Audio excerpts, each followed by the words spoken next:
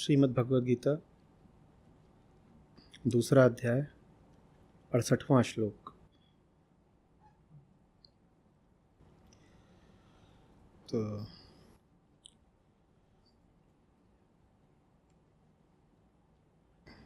अर्जुन की जिज्ञासा थी इसी अध्याय में कुछ श्लोकों पहले ही कि बताइए स्थित प्रज्ञ के कुछ लक्षण बताइए। तो लक्षण तो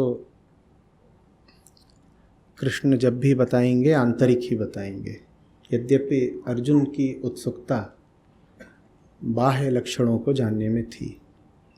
पूछा ही था, साफ साफ प्रश्न यही था, कैसा दिखता है, कैसा आचरण करता है इत्यादि। उसका कोई कृष्ण ने उत्तर नहीं दिया कि स्थूल रूप से वो कैसा प्रतीत होता है स्थित प्रज्ञ, उस बारे में कुछ विशेष बोला नहीं। उसकी जगह जो आंतरिकता है स्थित प्रज्ञ की, उसमें कृष्ण अर्जुन को ले जा रहे हैं। तो जो हमारे सामने प्रस्तुत श्लोक है उसको समझने के लिए कूर्म सूत्र पर वापस जाना पड़ेगा। तो क्या कहा था ज्ञानी के बारे में, जो संयत इंद्रिय है उसके बारे में कृष्ण ने, कि वो सारी अपनी इंद्रियों को कछुए की तरह अपने खोल में वापस खींच लेता है। माने सीधी बात ये कि उसकी इंद्रियां आतुर नहीं हैं, लोलुप नहीं हैं कि जगत की ओर तीर की तरह बढ़ती रहें। ठीक है, ऐसे कछुए की आप 5 इंद्रियां ही मान लीजिए। एक सर उसका निकला होता है, 4 उसके पैर होते हैं और एक उसकी पूंछ होती है। ये 5 उसके खोल से बाहर नजर आते हैं ना। तो इनको आप ऐसे ही मान लीजिए कि ज्ञानेंद्रियां हैं या कर्मेंद्रियां हैं, उसका प्रतीक ले लीजिए। तो कृष्ण ने कहा इनको वापस खींच लो। स्थित प्रज्ञ वो होता है जिसने इन इंद्रियों को खींच लिया है। ये शुरुआत के लिए बोला। आगे कृष्ण ने क्या समझाया था, आगे बोले लेकिन इतना पर्याप्त नहीं होता है, क्योंकि बाहर से भीतर खींच भले ही लिया हो एक अनुशासन के तहत, लेकिन बाहर की आंतरिक प्यास तो अभी बची रह गई ना। रस वृत्ति, रसना वो तो बची रह गई। और रस तुम आत्मरस नहीं मांग रहे। आत्मा में भी बड़ा रस होता है, मीठा मधुर घना रस होता है, लेकिन आप वो मांग नहीं रहे। आत्मा में इतना रस होता है कि उपनिषद सत्य के लिए नाम ही एक देते हैं, रस। उपनिषद क्या है? रस रूप है। आत्मा सत्य रस रूप है, रसो व सह। लेकिन आदत इंद्रियों को किस रस की लगी हुई थी? बाहरी रस की। तो भीतर आ भी गई तो भी उनमें बाहरी रस की कामना बची हुई है। तो उनके लिए कृष्ण ने कहा था कि इनकी बात शुरू तो होती है पर अधूरी रह जाती है। ये दुनिया से अपने आप को काट लेते हैं, लेकिन ये आत्मा में प्रतिष्ठित नहीं हो पाते, ये बीच में ही अटके रह जाते हैं। तो आत्मा में प्रतिष्ठित होने के लिए कहा कि फिर आवश्यक है कि सिर्फ बाहर से अपने आप को हटाओ नहीं, सत्य की ओर अपने आप को झुकाओ भी। सिर्फ दुनिया का निग्रह करना पर्याप्त नहीं होता, प्रेम भी होना चाहिए। प्रेम भी होना चाहिए। सिर्फ नकारने से, नेति करने से काम नहीं बनेगा। काम इसलिए नहीं बनेगा क्योंकि मन की प्रकृति है तलाश की। बाहर से आपने उसको काट कर उसको ये तो बता दिया कि बाहर तलाशने से नहीं मिलेगा, लेकिन इससे उसकी तलाश अभी पूरी तो नहीं हुई ना। उसको इतना ज़रूर पता चल गया कि बाहर नहीं मिलेगा, पर अभी ये नहीं पता चला कि कहाँ मिलेगा। अब मिला नहीं है तो वो फिर प्यासा ही रहेगा, इधर उधर अपना कुछ प्रपंच करता ही रहेगा। तो वो उसमें वृत्ति जो है वो शेष रह जाती है। और उस वृत्ति के लिए फिर कृष्ण ने कहा था कि इसमें आप ये भी देख पा रहे होंगे कि कृष्ण कर्म संन्यास के ऊपर कर्म योग को श्रेष्ठ ठहराने की भूमिका बांध चुके हैं। कर्म संन्यास क्या है? एक तरह से इंद्रियों को वापस खींच लेना। और कर्म योग क्या है? मन को उच्चतम उद्देश्य में लगा देना, जीवन को उच्चतम प्रयोजन, जिसके लिए नाम है कृष्ण, जीवन को उच्चतम प्रयोजन के हवाले कर देना कर्मयोग है। अब आदर्श स्थिति में देखें तो कर्म संन्यास और कर्मयोग एक ही बात होते हैं, और श्री कृष्ण ये कहते भी हैं कर्म संन्यास कर्मयोग एक ही बात है, लेकिन तुम्हें ज़्यादा अनुकूल पड़ेगा कर्मयोग। वही बात उन्होंने कही है कूर्म सूत्र में, और आगे जब वो रसवृत्ति की बात करते हैं, और वो सारी बातें मिला करके इस प्रस्तुत श्लोक में हमारे सामने आ जाती हैं। स्थित प्रज्ञ के लक्षण सुनो अर्जुन, दो बातें बस। इंद्रियां विषयों के प्रति संयत हो चुकी हैं, जितने भी शब्द वगैरह विषय हैं। शब्द किसका विषय होता है?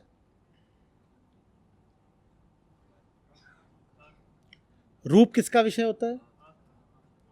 रस किसका विषय होता है? ठीक है, तो बहुत साधारण बातें हैं, बस अभी दोहरा रहे हैं, कुछ इसमें ऐसा विशेष नहीं। तो जिसकी इंद्रियां विषयों के प्रति संयत हो चुकी हैं, पहली शर्त बताई यहाँ पे कृष्ण ने, और आगे अब वो दूसरी शर्त बता रहे हैं, और जिसकी प्रज्ञा आत्मा में प्रतिष्ठित है। आत्मा का नाम नहीं ले रहे, बस ये कह रहे हैं जिसकी प्रज्ञा प्रतिष्ठित है, प्रज्ञा प्रतिष्ठित है। दोनों बातें क्यों बोली, दो शर्त क्यों रखी, एक ही काहे नहीं? रसवृत्ति रह जाएगी। दोनों बातें होनी चाहिए, नहीं तो ये जो प्रज्ञा होती है ये बहुत खतरनाक हो सकती है। ये तर्क निकाल लेगी, बाहर से भीतर आ भी गए तो ये तर्क निकाल लेगी, भीतर ही बाहरी संसार रच लेने का और अंततः पुनः बाहर चले जाने का। देखो, चेतना की तीन अवस्थाएं होती हैं, उसमें से जो दूसरी है वो आपको आपके बारे में बहुत कुछ बता देती है। संसार सिर्फ वही नहीं है जो इंद्रियों से प्रतीत होता है। कोई वजह है कि मन को कभी छठी कभी 11वीं इंद्रिय बोला गया है। जब आप जगे हुए होते हो तो आपकी इंद्रियां आपको संसार दिखाती हैं ना। पर देखो सपने क्या बताते हैं, सपनों का सिद्धांत देखिए। सपने बताते हैं कि इंद्रियां नहीं भी हो तो भी संसार हो सकता है। इंद्रियां सब सोई पड़ी हैं, निष्क्रिय हैं, तो भी संसार हो सकता है। ये तो अगर प्रज्ञा प्रतिष्ठित नहीं है आत्मा में, तो इंद्रियों के न होने पर भी वो संसार रच लेती है। प्रज्ञा अगर आत्मा में प्रतिष्ठित नहीं है तो क्या करेगी? संसार नहीं भी है तो भी वो संसार रच लेगी, जैसे सपने में रचती है। सपने में कोई संसार होता है क्या? इंद्रियगत तो नहीं होता, तब मन स्वयं इंद्रिय बन जाता है। मन कहता है पंचेंद्रियां अभी उपलब्ध नहीं है तो कोई बात नहीं, कोई बात नहीं, अगर ये सब उपलब्ध नहीं है हम खुद ही इंद्रिय बन जाएंगे। और सारा आंख बंद दिखाई कैसे दे रहा है सपने में, बताओ? जब आंख बंद है तो कैसे दिखाई दिया? माने मन ही बन गया। कान बंद है, सुनाई कैसे दे रहा है बताओ? त्वचा किसी को छू नहीं रही, सपने में स्पर्श कर रहे हो, माने मन ही बन गया। तो मन ऐसा खतरनाक होता है।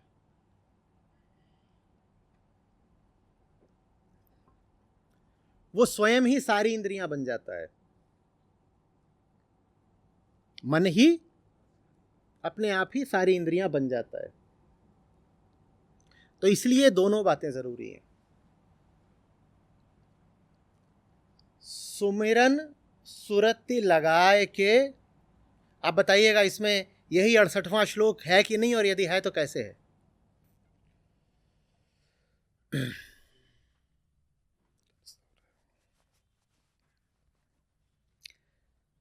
सुमिरन सुरति लगाए के, मुख से कुछ ना बोल, बाहर के पट बंद कर, भीतर के पट खोल। इसमें दोनों दिखाई दे रहे हैं।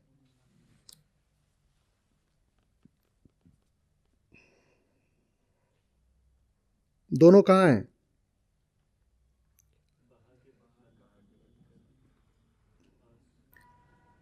कौन से दो श्लोक में बताए हैं कवि कृष्ण ने? क्या स्थित प्रज्ञ के क्या दो लक्षण होते हैं? पहली बात तो इंद्रियां विषयों से विरक्त होती हैं, जैसे कछुआ ने अपनी सारी इंद्रियों को अपने भीतर खींच लिया है। और दूसरी क्या बात बताई कि प्रज्ञा, हाँ, और प्रज्ञा के विषय में अभी हमने पिछले श्लोक में क्या बात करी थी, बुद्धि के विषय में क्या बात करी थी कि बुद्धि किसके पीछे चलती है लगातार, बुद्धि किसकी छाया होती है। कितने लोग हैं गीता समागम में, बुद्धि किसकी छाया होती है। आप लोगों के लिए जरूरी है कि आप लोग कुछ होमवर्क किया करिए।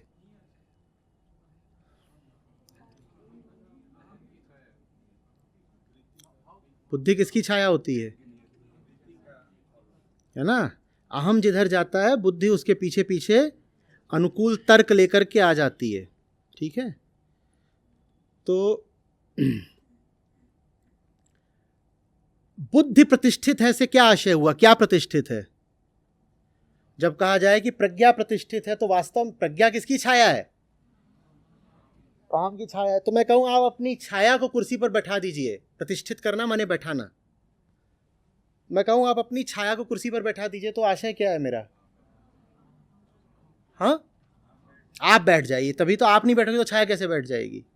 तो प्रज्ञा प्रतिष्ठित है से आशय यही है कि अहम प्रतिष्ठित है। ठीक है,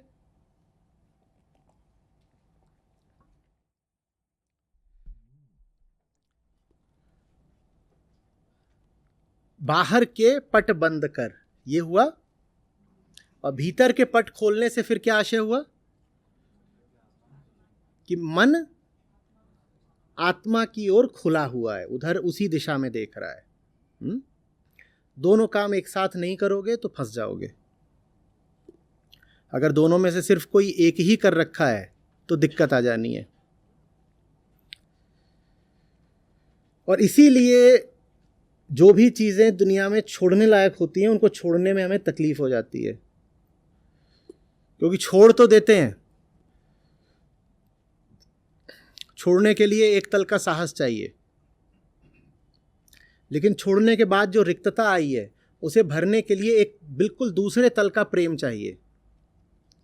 और जब रिक्तता को भरोगे नहीं तो पुराना कचरा जो बाहर करा था वापस आ जाता है। फिर आप कहते हैं कि छोड़ने से फायदा क्या है, ये छोड़ने ओड़ने की बात ही बेकार है। बेकार नहीं है, अधूरी है, अधूरी है, अधूरी है। जहां सफाई करो वहां फिर कुछ खड़ा भी कर दो। एक जगह थी वहां लोग कचरा आके फेंकते थे, गंदगी पड़ी रहती थी, सिर्फ उसको साफ कर दोगे तो कचरा फिर जहां साफ करो वहां फिर मंदिर खड़ा कर दो, फिर नहीं आता कचरा। स्पष्ट हो रही है बात, हाँ। तो आरंभ नकारात्मक करना होता है, लेकिन अंत तभी हो पाएगा जब सकारात्मक भी कुछ हो। आरंभ नकार से होगा, अंत स्वीकार से होगा। किसका स्वीकार, वही जो है उसको कब तक बाहर रखोगे। हम इतने संयत लोग नहीं होते कि जीवन को सिर्फ खाली कर लें तो उस खालीपन के साथ जी पाएं। जीवन विद्रोह कर देगा, मन मानेगा ही नहीं, और फिर बड़ी गंदी स्थिति हो जाती है। आप कहते हो कुछ नहीं से कुछ भी बेहतर है, और जिसको निकाला होता है वह पूरी ऐंठ के साथ दोगुनी अकड़ और दोगुने भाव दिखा करके लौटता है जिंदगी में। कहता है बहुत बन रहे थे ना कि हम ऊंचे हैं, तुम्हारे साथ नहीं रहेंगे, रह लिए अकेले। और अकेले रह पाना मनुष्य की नियति है भी नहीं, मनुष्य एक अधूरापन है, उसको पूरा होना है। वो अकेलापन तो पाना होता है, और वो अकेलापन पूर्णता कहलाता है। पूर्णता के बिना आप अकेले नहीं हो सकते, इसको अच्छे से पकड़ लीजिए। जो पूर्ण नहीं है वो अकेला नहीं जी पाएगा। और पूर्ण होने के लिए आपको सही संगत करनी पड़ेगी। तो गलत को हटाने के साथ साथ बराबर का जरूरी है सही संगत लाना। बहुत अच्छी बात है कि अब जब हम आखिरी क्षणों में हैं इस कार्यशाला के, तब ये बात उठ रही है। देखिए, आपसे जो बात कह रहा हूं वो बहुत सरल, बहुत सहज होते हुए भी दुर्भाग्य ये है कि बहुत विरल है। वो बात आज के समय में कहीं जा नहीं रही है, कहीं जानी चाहिए, सीधी सी बात है। कोई भी कह सकता है बहुत अच्छा हो, बहुत लोग कहें। ये किताब अगर मौजूद भी है तो बस ग्रंथों के पन्नों पर मौजूद है, और वहाँ भी कोडिफाइड है, वहाँ भी बीज रूप में मौजूद है। उस बीज को आपको अपनी समझ के माध्यम से वृक्ष बनाना पड़ता है। तो कुल मिला के नतीजा ये है कि ये बात बहुत ज़्यादा अभी प्रचलित नहीं है। आप जो यहाँ से सुनकर जा रहे हो, और मैं आशा करता हूँ कि समझ कर जा रहे हो, वो बात समझने वाले बहुत कम लोग हैं। आपने जो समझा है उसके साथ जीना आपको मुश्किल पड़ जाएगा, क्योंकि ये समझ आपको अकेला कर देगी, और ये आपका अनुभव ही रहा होगा। ये बात इतनी शुद्ध है कि जब ये भीतर आती है तो कचड़े में आग लग जाती है। होता है ना। ज्ञान को इसीलिए अग्नि कहा गया है, और कहा गया है यहीं पर कि ज्ञान से ज्यादा पवित्र करने वाली अग्नि दूसरी नहीं होती। तो पवित्र तो करती है, पर राख भी करती है। और फिर आदमी राख के साथ थोड़ा आरंभ में मुश्किल होता है जीना, बाद में तो आप एकदम पूरी दुनिया के हो जाते हो। उसके बाद कोई अकेलापन नहीं, फिर मौज रहती है। आरंभ में अपने आप को संगति दीजिए, सही संगति दीजिए, नहीं तो ये सारी बातें उत्कृष्ट होकर भी व्यर्थ हो जानी है। सही संगति में सिर्फ इंसान नहीं आते, पूरा माहौल। आपको अपना कमरा कैसे रखना है वो भी संगति में आता है, क्योंकि कमरे को आप देख तो रही हो ना, लगातार संगति कर रहे हो उसकी। तो आप क्या पढ़ रहे हो, क्या लिख रहे हो, क्या खा रहे हो, आपकी दीवारों पर क्या लिखा हुआ है, आप कपड़े कैसे पहन रहे हो, और ये तो है ही कि किन लोगों के साथ समय गुजार रहे हो। इस पर बहुत ध्यान दीजिए।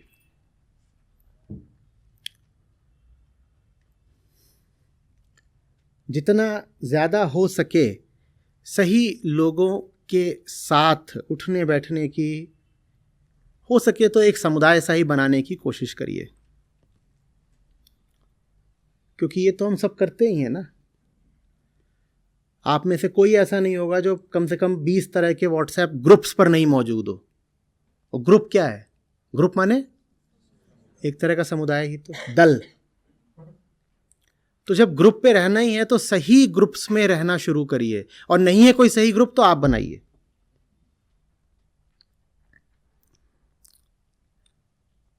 नहीं तो दिक्कत आएगी। आचार्य जी, आपने बताया कि ज्ञान जो है वो अग्नि भी है और पवित्र भी करता है हम लोगों को। तो इसमें साथ में ये भी बताया कि ज्ञान राख भी कर देता है। तो ज्ञान राख का रूप कैसे ले लेते हैं? नहीं, ज्ञान किसको राख करता है? अज्ञान को राख करता है ना, झूठे ज्ञान को राख करता है, झूठे ज्ञान को राख करता है। देखिए, फिर से श्लोक पर वापस जाइए। जो कुछ वांछनीय नहीं है उसको हटाना एक बात होती है, और जो वांछनीय, वांछनीय माने सही, ठीक है, ऐसे ले लीजिए, जो सही नहीं है उसको हटाना एक बात होती है, और जो सही नहीं है उसकी कामना ही मन से चली जाए, ये बिल्कुल दूसरी बात होती है ना। आप दिल कड़ा करके किसी आदत को, किसी चीज़ को, किसी विषय को, किसी व्यक्ति को जीवन से हटा सकते हो दिल कड़ा करके। लेकिन आपने उसको हटा भी दिया तो भीतर क्या रह जाता है? भीतर उसकी आस तो बनी रहती है कि ये जानते हुए भी कि वो चीज़ ठीक नहीं थी, उसकी कामना फिर भी बनी रहती है ना। तो वो कामना फिर जाते जाते जाती है, उसमें समय लगता है। और अगर सही संगति नहीं है तो जिसको निकाला है उसी को तो सही संगति रखिए। धन्यवाद आचार्य जी प्रणाम। दो वर्ड्स आए चर्चा के दौरान, सहज विवेक और दूसरी बोध, जो कल आई थी, है ना। थोड़ा सा इसको बारीक से समझना चाहेंगे और व्यवहारिक जीवन में कैसे प्रैक्टिस करके इसको ला सकते हैं हम अपने अंदर, बस इतना जानना है। विवेक क्या है, बोध क्या है? सहज विवेक, इस पर तो बहुत बोला है ना मैंने। इसको प्रैक्टिस में कैसे इस अपने पर भी अंदर बहुत ला बोला सकते है, हैं मैं? इस पर भी बहुत बोला है।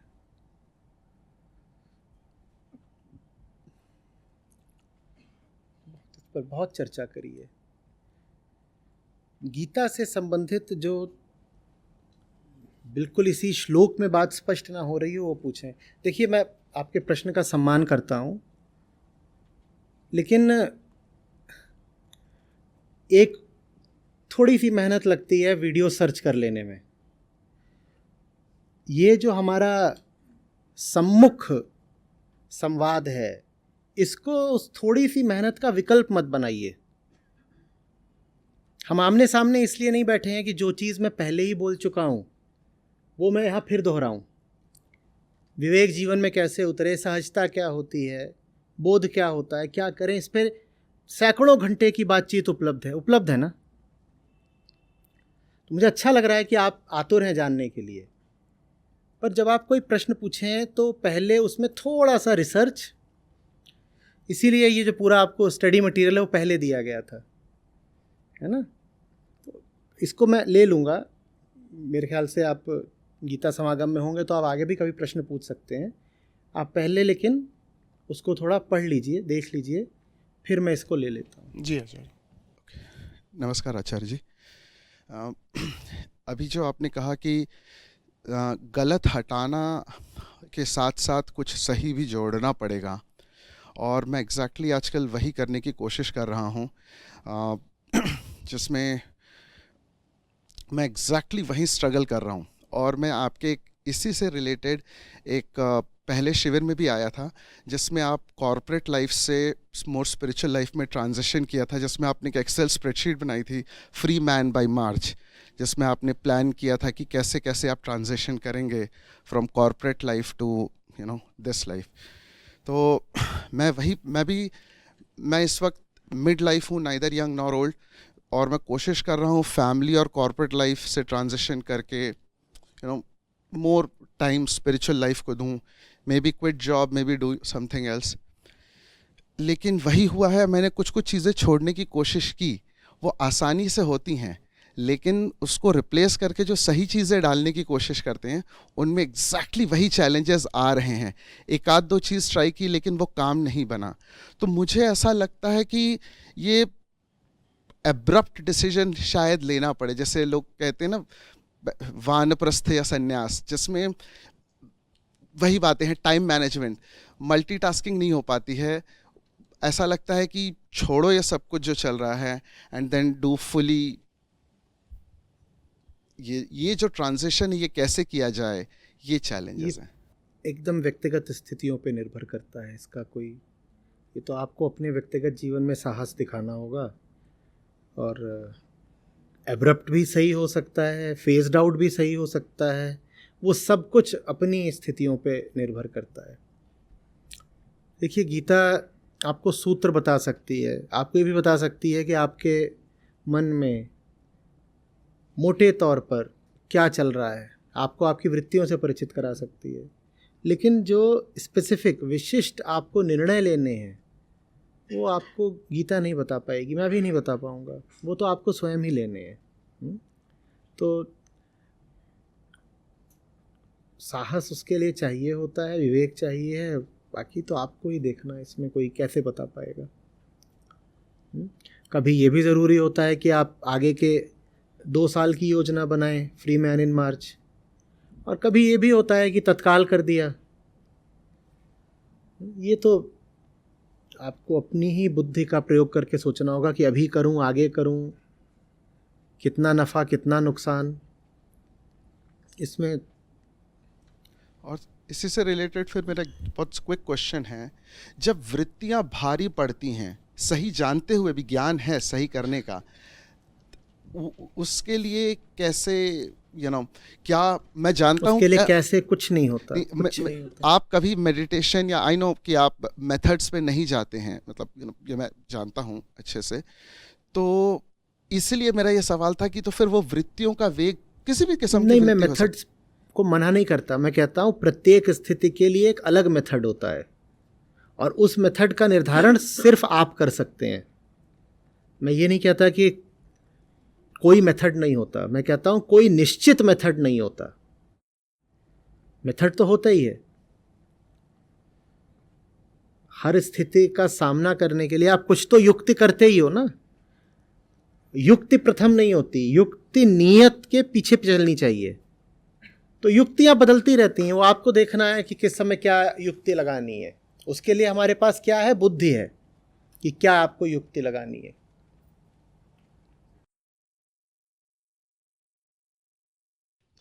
धन्यवाद आचार्य जी, धन्यवाद।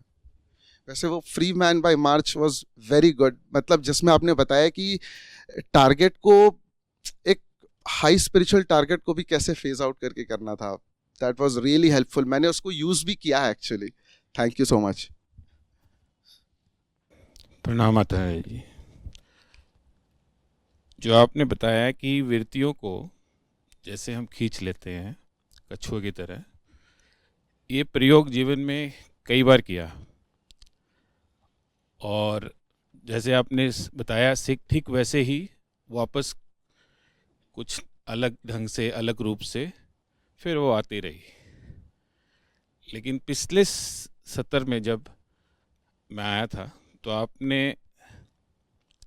एक बोध दिया था कि जो हम वृत्तियाँ हमारी, यदि उसको आप पीछे से उसको पकड़े,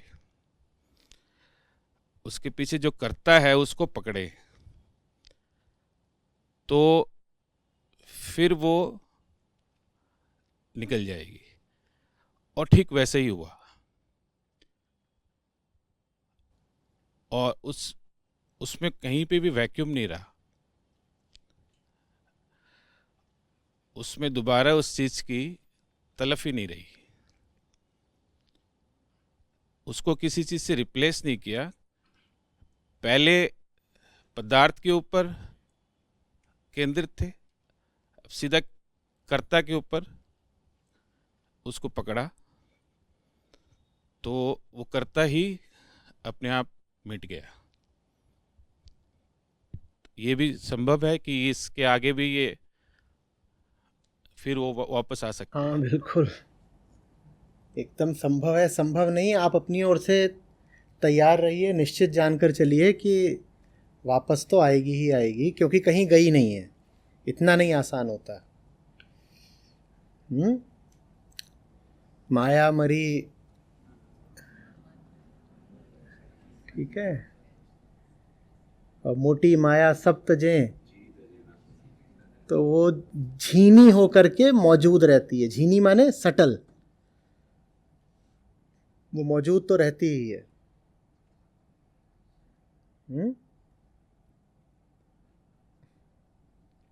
तो जब न भी दिखे तो भी आप निश्चित जानिए कि है। दिख नहीं रही है। इसी को ध्यान कहते हैं। ध्यान उसी धातु से आया है जिससे सावधान आता है। वास्तव में सावधान का और कोई अर्थ होता भी नहीं है, सावधान, और अवधान का मतलब ही ध्यान होता है। तो ये सावधानी तो नहीं तो है ना, सावधानी हटी दुर्घटना घटी। ठीक है, प्रणाम आचार्य जी। हाँ रखिए।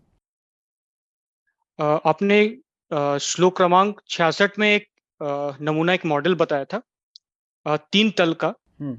सबसे ऊपरी तल है सुख, उसके नीचे है शांति, उससे ज्यादा गहरा है सत्य।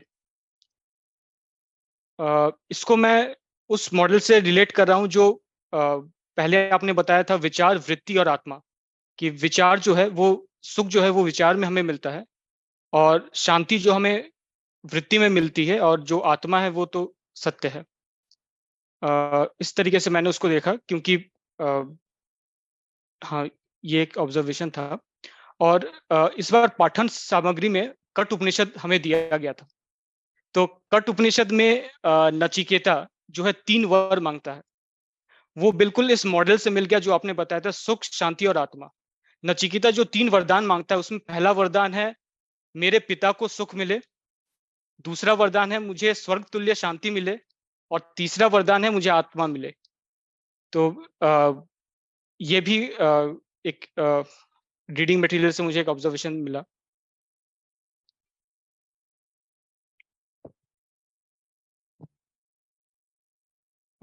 इसके बाद एक प्रश्न ये था कि अ, समय समय पर क्या मैं एक प्रश्न पूछ सकता हूँ छोटा सा? बोलो। अ, समय पर एक श्लोक है, नाहम कालस्य अहमेव कालम, नाहम कालस्य अहमेव कालम। इस श्लोक को अगर मैं उस मॉडल में बताऊं, देखूं जो आपने कल समझाया था कि आई है और पी है और बीच में एक आदि बिंदु है, तो क्या ये ऐसा है कि ना हम ना मैं प्रकृति का जो लाइन है वो नहीं हूं, मैं आई लाइन है वो मैं हूं? या इस पर अगर थोड़ी स्पष्टता दे देते तो। अहमेव कालम जब कहा जाता है तो अपने आप को उस आदि बिंदु पर, ओरिजिन पर स्थित किया जा रहा है।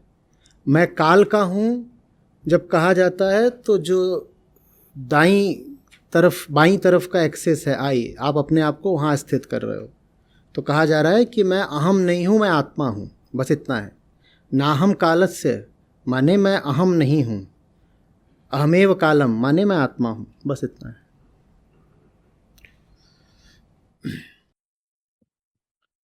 बस एक आखिरी बात, श्लोक क्रमांक 64 में आपने बताया था कि एक पशु है, एक कुत्ता है, उसका एक पेट ओनर है।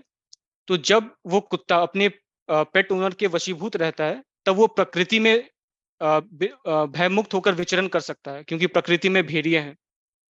तो इससे मुझे कबीर साहब की वो बात याद आई कि कबीर कुत्ता राम का मोतिया मेरो नाम, गले राम की जेवरी जित खींचे तित जाऊं। कि हम वो पशु हैं जिसका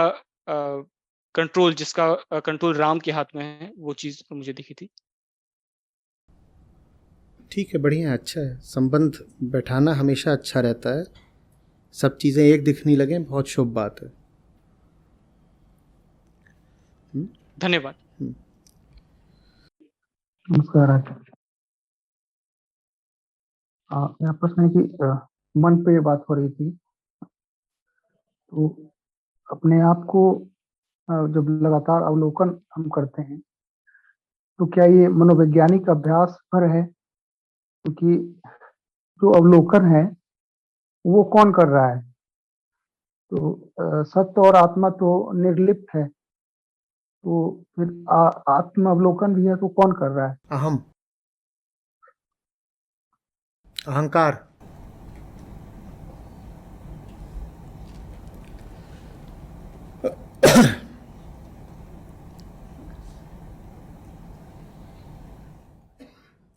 तो जो अभ्यास है वो इस समय अवलोकन, फिर अभ्यास मतलब करना करके सत्य की तरफ बढ़ा जा सकता है क्या? अवलोकन करने पर तथ्य दिखाई देता है। तथ्य अवलोकन कर्ता को ही बदल देता है।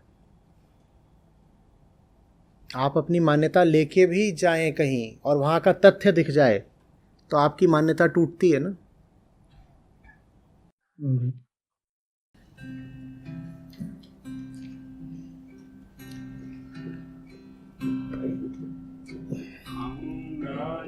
जाऊंगा, मैं जीऊंगा ना मरूंगा, आऊंगा ना जाऊंगा, मैं जीऊंगा ना मरूंगा, आऊंगा ना जाऊंगा, मैं जीऊंगा ना मरूंगा, आऊंगा ना जाऊंगा, मैं जीऊंगा ना मरूंगा, गुरु जी के चरणों में जुग जुग रहूंगा, गुरु जी के चरणों में जुग जुग रहूंगा, आऊंगा ना जाऊंगा, मैं जीऊंगा ना मरूंगा, आऊंगा ना जाऊंगा, मैं जीऊंगा ना मरूंगा, गुरु जी के चरणों में जुग जुग रहूंगा, गुरु जी के चरणों में जुग जुग रहूंगा, कहत कबीर सुनो मोरी लोरी, कहत कबीर सुनो मोरी लोरी, हम ना किसी के हैं हमरा ना कोई, हम ना किसी के हैं हमरा ना कोई, हम ना किसी के हैं हमरा ना कोई, हम ना किसी के हैं हमरा ना कोई, हम जो मरेंगे तो रोयो ना